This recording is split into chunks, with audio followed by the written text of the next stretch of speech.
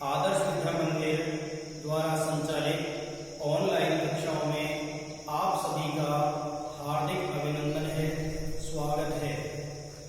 आज अपन कक्षा अष्टमी विषय हिंदी के अध्याय 6 भगवान की डाकिए का अध्ययन करेंगे। इस पाठ के कवि का नाम है श्री रामधारी सिंह जी दिनकर। रामधारी सिंह दिनकर जी ने इस पाठ को लिखा है और इस कविता के माध्यम से हमें यह समझाने का प्रयास किया है कि जिस प्रकार हमारे पत्रों का आदान प्रदान, हमारा जो डाकिया होता है, डाक के द्वारा जो चिट्ठियां हमारे पते पर आती हैं, उनको जो डाकिया होता है वो हम तक पहुंचाने का कार्य करता है और उसके द्वारा वो संदेश जो दूर दराज से आते हैं वो हम तक पहुंच पाते हैं और हम उन्हें पढ़ करके और उन समाचारों से अवगत हो जाते हैं, जान जाते हैं। उसी प्रकार भगवान के भी कुछ डाकिए होते हैं जो भगवान के संदेश लेकर के हम तक पहुंचाते हैं। भगवान जो संदेश देता है, उन प्राकृतिक जो आपदाएं आती है, समय समय पर जिस प्रकार की प्राकृतिक आपदाएं आती हैं, तो उनकी जानकारी पूर्व अनुमान के अनुसार हमें पक्षियों के आधार पर प्राप्त हो जाती है। जिस प्रकार पक्षी जैसे चिड़िया हैं वो धूल में स्नान करने लगती हैं, धूल में स्नान करने लगती हैं तो ऐसा प्रतीत होता है, लोग अनुमान लगा लेते हैं कि बरसात आने वाली है। इसका संकेत ये चिड़िया हमको दे रही है। कोयल कूदने लगती है, मोर नाचने लगते हैं, बोलने लगते हैं, जिससे पूर्वानुमान हो जाता है कि अब बरसात आने का समय हो गया है, कुछ ही दिनों में बरसात आने वाली है। इसी प्रकार पक्षियों का चहचहाना, चिल्लाना, कांव कांव करना, ये किसी भयंकर आपदा का संकेत हमको पूर्व अनुमान के अनुसार दे देती है कि अब कोई प्राकृतिक आपदा आने वाली है। तो ये जो है पक्षी और बादल, बादल भी उसी प्रकार पक्षियों की तरह जब उमड़ उमड़ कर आसमान में छा जाता है तो हमें अनुमान हो जाता है कि अब बरसात होने वाली है। इससे हमको पूर्व अनुमान लग जाता है। तो इस पाठ में रामधारी सिंह जी दिनकर जो है उन्होंने पक्षी और बादलों के माध्यम से हमें पूर्व अनुमान लगाने का, पूर्व संकेत देने का के बारे में हमको जानकारी दी है कि पक्षी और बादल हमें किस प्रकार प्राकृतिक जो विषय वस्तुएं होती हैं, प्राकृतिक जो गतिविधियां होती हैं, उनका किस प्रकार हमको पूर्व में ही अनुमान दे देते हैं या पूर्व में ही उसके बारे में हमें बता देते हैं। तो इस पाठ में है कि पक्षी और बादल ये भगवान के डाकिए हैं। कवि रामधारी सिंह दिनकर जी ने कहा है कि जो पक्षी और बादल हैं वो भगवान के एक डाकिए के रूप में कार्य करते हैं। भगवान के जो संकेत होते हैं, संदेश होते हैं, उनको हम तक पहुंचाने का कार्य करते हैं। इसलिए पक्षी और बादल को कवि रामधारी सिंह दिनकर जी ने अपनी कविता में डाकिए का रूप दिया है, जो एक महादेश से दूसरे महादेश को जाते हैं। जिस प्रकार पक्षी और बादल हैं एक देश से दूसरे देश तक विचरण करते रहते हैं, जिस प्रकार यहाँ के पानी को भाप बन करके बादल उठा लेते हैं, दूसरे देश में जाकर के और उस पानी की बरसात कर देते हैं। तो एक देश से ले जाकर दूसरे देश में बरसाना, दूसरे देश से लाकर पहले वाले देश में बरसाना, इस प्रकार का कार्य बादल करते हैं।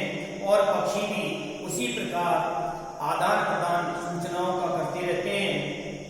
हम तो समझ नहीं पाते, पक्षी और बादलों के जो संकेत हैं उनको हम तो बड़ी प्रकार से समझ नहीं पाते हैं, लेकिन मगर उनकी लाई जो चिट्ठियां होती हैं, उनके जो लाए गए संकेत होते हैं, उनके लाए गए जो समाचार होते हैं, उन समाचारों को पेड़ पौधे, पानी और पहाड़ भली प्रकार से बांच लेते हैं, पढ़ लेते हैं, समझ लेते हैं। कौन कौन समझ लेते हैं? पक्षी और बादलों के लाए गए समाचारों को तो कवि रामधारी सिंह दिनकर जी ने बताया है कि पक्षी और बादलों द्वारा लाए गए समाचारों को प्राकृतिक संसाधन जो है, पेड़ पौधे, जल और पहाड़, ये आसानी से भली प्रकार समझ लेते हैं। अपनी कविता में आगे कवि रामधारी सिंह दिनकर जी ने कहा है कि हम तो केवल यह आंकते हैं, आंकते हैं।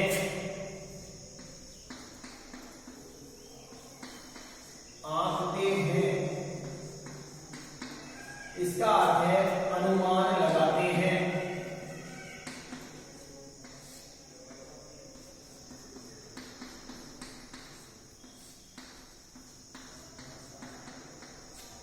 आंकते हैं का अर्थ है अनुमान लगाते हैं कि एक देश की धरती दूसरे देश को सुगंध भेजती है।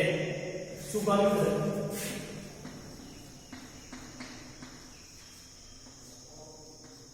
सु का अर्थ होता है अच्छी और गंध का अर्थ होता है खुशबू, अर्थात अच्छी खुशबू,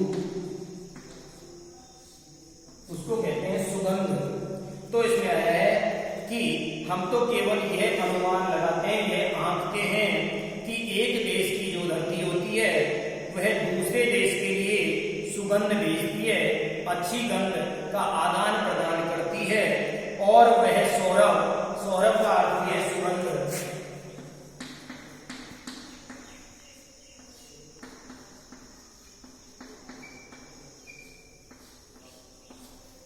सौरभ का अर्थ है सुगंध। तो एक देश की धरती दूसरे देश की धरती के लिए सौरभ हवा के माध्यम से, जो हवा है उसके द्वारा एक स्थान से दूसरे स्थान पर जाती है और एक देश से दूसरे देश में जाकर के सुगंध बिखेर देती है। हवा में तैरते हुए, पक्षियों के पंखों पर तैरते हुए और पक्षियों के पंखों के साथ उड़ करके, तैर करके और एक देश की सुगंध दूसरे देश तक पहुंच जाती है और एक देश का भाप, एक देश के में जो जल भरा हुआ है उसमें से भाप बन बन करके और आसमान में जाता रहता है और वह भाप जब एकत्रित होकर के विशाल रूप धारण कर लेता है तो वो बादलों के द्वारा एक देश से दूसरे देश में जाकर के वर्षा के माध्यम से दूसरे देश में जाकर के वो जल गिर जाता है और खेती को हरी भरी कर देता है। इस प्रकार से एक देश का पानी दूसरे देश में जाकर के बरस जाता है और चारों ओर हरियाली का वातावरण कर देता है। इस कविता के माध्यम से कवि रामधारी सिंह दिनकर जी ने हमको यह बताने का प्रयास किया है कि पक्षी और बादल भगवान के डाकिए हैं, भगवान के संकेतों को, ईश्वर के संकेतों को एक स्थान से दूसरे स्थान पर पहुंचाने का और हमें पूर्व अनुमान देने का कार्य पक्षी और बादल करते रहते हैं। ये अपन ने इस कविता में पढ़ा। इस पाठ के शब्दार्थों का अपन ने अध्ययन किया। कल अपन इस पाठ के अभ्यास प्रश्नों का अध्ययन करेंगे। तो आप सभी से मेरा विशेष आग्रह है कि आज अपन ने जो पाठ पढ़ा एक बार पुनः इसका अध्ययन करना, शब्दार्थों को याद करना और अपनी गृह कार्य की जो कॉपी है उसमें पहले अध्याय डालना, पाठ का नाम लिखना, फिर कवि का नाम लिख करके इस पाठ के शब्दार्थों को अपनी गृह कार्य की कॉपी में व्यवस्थित रूप से उतारना। लेख अच्छा हो, व्यवस्थित हो, सुंदर हो, ऐसा सभी को ध्यान रखना है और अपने अध्ययन को दिन प्रतिदिन गति देते हुए आगे बढ़ाना है ताकि आपको किसी प्रकार की कोई दिक्कत नहीं हो, समस्या न हो, परेशानी न हो। धन्यवाद।